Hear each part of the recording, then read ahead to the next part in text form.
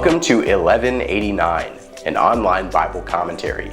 My name is Tyler Marston, and today we're taking a look at John chapter 7. Today, people often say that we're more divided than ever, but people have always been divided throughout human history. And that's not least in the time of Jesus, when Jesus' authority was being questioned from literally all sides, from the powers that be all the way to people in his own family. Jesus is resolute in his teachings, though, that he really is from the Father, and he really is his Son, and he calls us to believe in him, to trust in him, to partake in his living water. So who will we listen to?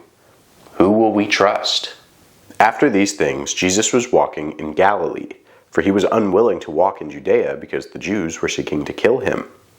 Now the feast of the Jews, the feast of booths, was near. Therefore his brothers said to him, "Leave here and go into Judea, so that your disciples also may see your works which you are doing. For no one does anything in secret when he himself seeks to be known publicly. If you do these things, show yourself to the world." For not even his brothers were believing in him. In John's timeline, Jesus has not been back to Judea since he healed the man at the pool of Bethesda. However, the Feast of Booths was drawing near. That was a special holiday for the Jews where they celebrated the time the Israelites spent in the wilderness. Also of note is that this is the same holiday that's called the Feast of the Ingathering in Exodus 23. One of three specific holidays where all of the Jews were supposed to gather together in one place. Since the temple of God's presence was in Jerusalem, that was the designated reunion spot. But Jesus can't join his national brethren or his biological brethren because the Pharisees are still trying to kill him for healing a man on the Sabbath. Jesus' brothers, however, are insistent that not only should Jesus go, he should make sure and do a lot of miracles while he's there if he wants people to believe in him as a Messiah. And John lets us know that this is a peek behind the curtain into their lack of faith. So Jesus said to them, "My time is not yet here, but your time is always opportune. The world cannot hate you, but it hates me because I testify of it, that its deeds are evil. Go up to this feast yourselves. I do not go up to this feast because my time has not yet fully come." Having said these things to them, he stayed in Galilee. Jesus says that there is a time where everything he's doing will be made public, but that time isn't here yet. He knows how going to Jerusalem will mean persecution because of how he's exposed the corruption of the Pharisees and the priests. And he's not scared of persecution, but there's a particular way that it has to happen. His death can't have the significance of a new sacrificial Passover deliverance if he's killed during the Feast of Booths and not during the Passover. Nevertheless, Jesus still says that his brothers should go ahead and go to the feast anyway, and not stay behind on his account. But then, something strange happens. But when his brothers had gone up to the feast, then he himself also went up, not publicly, but as if in secret. So the Jews were seeking him at the feast and were saying, "Where is he?" There was much grumbling among the crowds concerning him. Some were saying, "He's a good man." Others were saying, "No, on the contrary, he leads the people astray." Yet no one was speaking openly of him for fear of the Jews. But when it was now the midst of the feast, Jesus went up into the temple and began to teach. Jesus actually sneaks down to Jerusalem anyways, unbeknownst to his brothers. Perhaps he's trying to make a point about his authority, how things will happen on his timetable as opposed to anyone else's. Perhaps he's trying to faithfully obey the commands of Scripture to gather together during this holiday without having to hear tempting and sarcastic comments about proving his divinity. And perhaps he knows that there are people there who will believe and will listen to him. And so Jesus is choosing to align with them over his biological family. After all, that was at play in John 4, contrasting Jesus' outreach to the Galileans versus his outreach to the Samaritans. Regardless, we see that many people in Jerusalem have split decisions when it comes to Jesus, and they are all shocked to find him in the temple teaching once again. The Jews then were astonished, saying, "How has this man become learned, having never been educated?" So Jesus answered them and said, "My teaching is not mine, but his who sent me. If anyone is willing to do his will, he will know of the teaching, whether it is of God or whether I speak from myself. He who speaks from himself seeks his own glory. But he who is seeking the glory of the one who sent him, he is true, and there is no unrighteousness in him." Immediately, the Pharisees questioned Jesus' credentials. He hadn't attended any of the Pharisaic schools, he hadn't studied under any of the rabbis, but nevertheless, his teachings are clearly steeped in Scripture. So the Pharisees are stumped as to where this knowledge came from. Jesus said it's from God himself, echoing his claims in the last chapter. Jesus also says that the difference is evident between those whose teaching comes from men and those whose teachings comes from God. If a person is more obsessed with their own glory, their own will, their own name, their own brand, then their teaching is from themselves. That might not mean it's false, but it does mean it's not authoritative. For example, the Pharisees told the people to worship the right God and read the right book, but it could only take them so far. It wasn't the life-transforming power of God that only Jesus allows his followers to experience. Conversely, because we know Jesus is all about God's glory and God's will, we know that his teaching is righteous and authoritative, from God, leading to life. "Did not Moses give you the law, and yet none of you carries out the law? Why do you seek to kill me?" The crowd answered, "You have a demon. Who seeks to kill you?" Jesus answered them, "I did one deed, and you all marvel. For this reason Moses has given you circumcision, not because it is from Moses, but from the fathers. And on the Sabbath you circumcise a man. If a man receives circumcision on the Sabbath, so that the law of Moses will not be broken, are you angry with me because I made an entire man well on the Sabbath? Do not judge according to appearance, but judge with righteous judgment." Jesus continues to call out the hypocrisy of the Pharisees. They claim to be all about following the law, and yet they seek to innocently kill Jesus, a violation of that law. Then Jesus goes back to when he healed that man at the pool of Bethesda on a day that happened to be the Sabbath. He compares it to circumcising a baby at 8 days old, in accordance with Genesis 17, even if that 8th day happens to fall on a Sabbath. If it was lawful to circumcise even on the Sabbath to ensure that you were following the law, then why would it be unlawful for Jesus to heal a broken man on the day of rest? Jesus warns that the Pharisees should judge fairly, with a righteous judgment, in order to avoid this hypocrisy and this cognitive dissonance. So some of the people of Jerusalem were saying, "Is this not the man whom they are seeking to kill? Look, he's speaking publicly, and they are saying nothing to him. The rulers do not really know that this is the Christ, do they? However, we know where this man is from. But whenever the Christ may come, no one knows where he is from." Then Jesus cried out in the temple, teaching and saying, "You both know me and know where I am from, and I have not come of myself. But he who sent me is true, whom you do not know.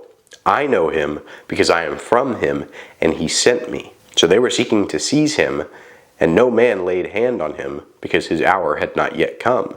But many of the crowd believed in him, and they were saying, "When the Christ comes, he will not perform more signs than those which this man has, will he?" Jesus continues teaching, and what was supposed to be a feast of gathered, united Jews ends up becoming more and more divided. Some are not believing because they think they know too much about Jesus. God's Messiah can't be a person I know, right? He's supposed to be this glorified king, like Psalm 2 and Daniel 7. And yet the Pharisees and priests don't seem to be doing anything. And yet other people are believing in Jesus as the Messiah, because what more is he supposed to be doing? I mean, he's already done so many miracles and healings. All the while, Jesus is resolute. He is sent from God. And if you don't believe in him, then you don't really believe in God. The Pharisees heard the crowd muttering these things about him, and the chief priests and the Pharisees sent officers to seize him. Therefore Jesus said, "For a little while longer I am with you, then I go to him who sent me. You will seek me and will not find me, and where I am, you cannot come." The Jews then said to one another, "Where does this man intend to go that we will not find him? He is not intending to go to the dispersion among the Greeks and teach the Greeks, is he? What is this statement that he said, 'You will seek me and will not find me, and where I am, you cannot come'?"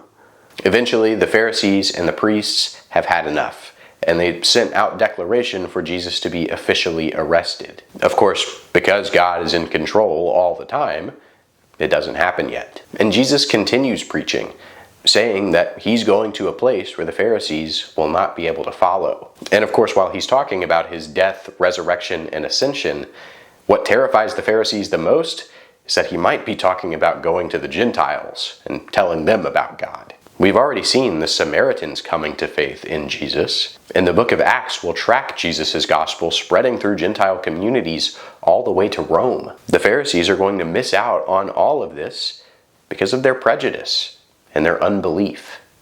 Now on the last day, the great day of the feast, Jesus stood and cried out, saying, "If anyone is thirsty, let him come to me and drink.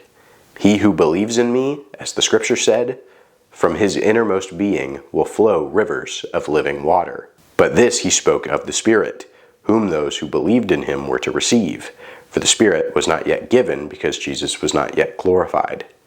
Now during all of this, Jesus continues teaching the people, and he repeats what he told the woman at the well in John 4. Amidst all the division, all the arguments, all the presumptions, Jesus' invitation breaks through the noise to those who need it most of all. "If you're thirsty, come to me, and living water will flow out of you." John comments that Jesus is talking about the promise of the Spirit, how it will eventually indwell all of the hearts of Jesus' followers. Jesus is equating the glorious presence of God that dwelt in the temple with a river that makes things new and alive, a la Ezekiel 47. But the point remains that the only place for life and restoration, newness and cleansing, it's at the feet of Jesus and nowhere else. Definitely not at the teachings of these other Jews who were arguing amongst themselves.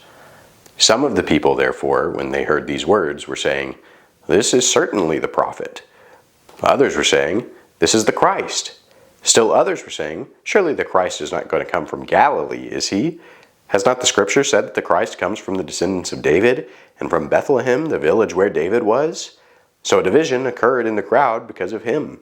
Some of them wanted to seize him, but no one laid hands on him. The officers then came to the chief priests and Pharisees, and they said to them, "Why did you not bring him?" The officers answered, "Never has a man spoken the way this man speaks."